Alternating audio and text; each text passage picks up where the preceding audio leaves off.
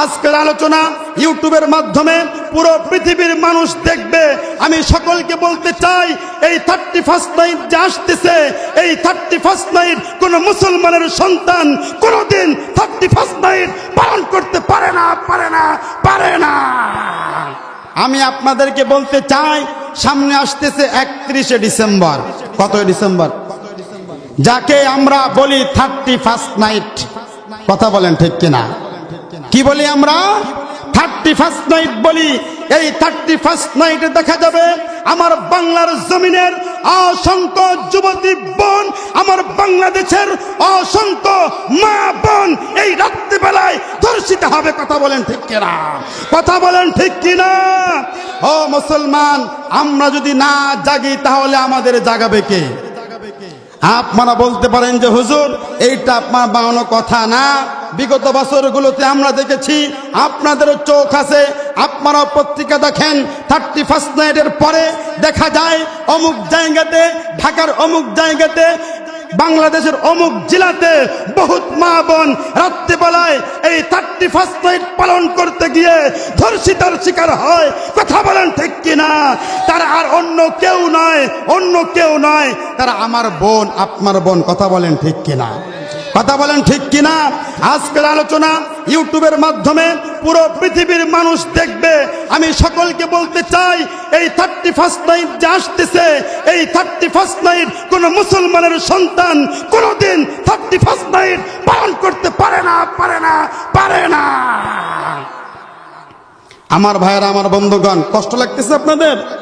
কোরআনের মাহফিল থেকে এইগুলো আমাদের সচেতন করার দরকার আছে কি নাই? কথা বলেন। নাম দিয়েছে 31st নাইট। 31st নাইট, এই 31st নাইট পালন করার জন্য আমি আল্লাহ তোমার পৃথিবীতে পাঠাইছি।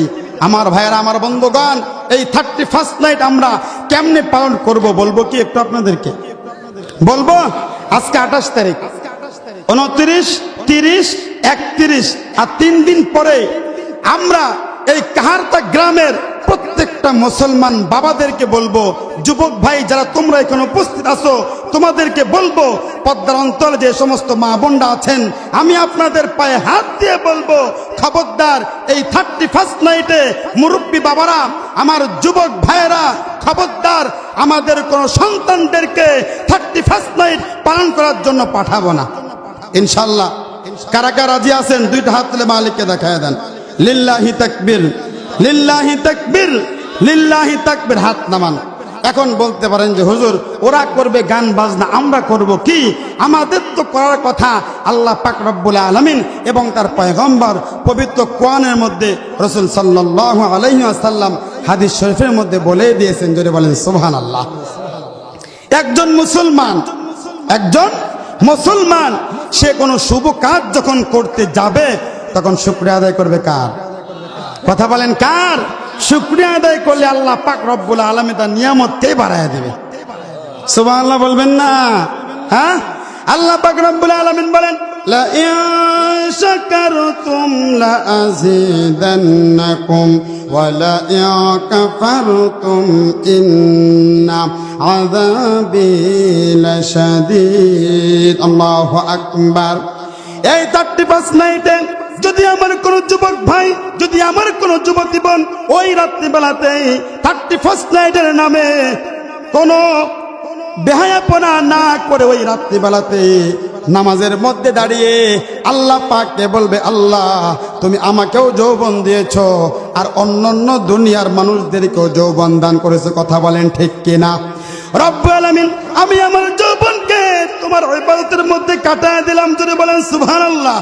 রব্বুল আলামিন এই জন্য যখন কোন মুসলমানের সন্তান 31st নাইটে গভীর রাত্রে বেলায় নামাজ আদায় করবে, নামাজ আদায় করলে আল্লাহ পাককে বলবে, আল্লাহ আমি নতুন বছরকে স্বাগতম জানালাম 2 রাকাত নফল নামাজ দিয়ে। জোরে বলেন সুবহানাল্লাহ।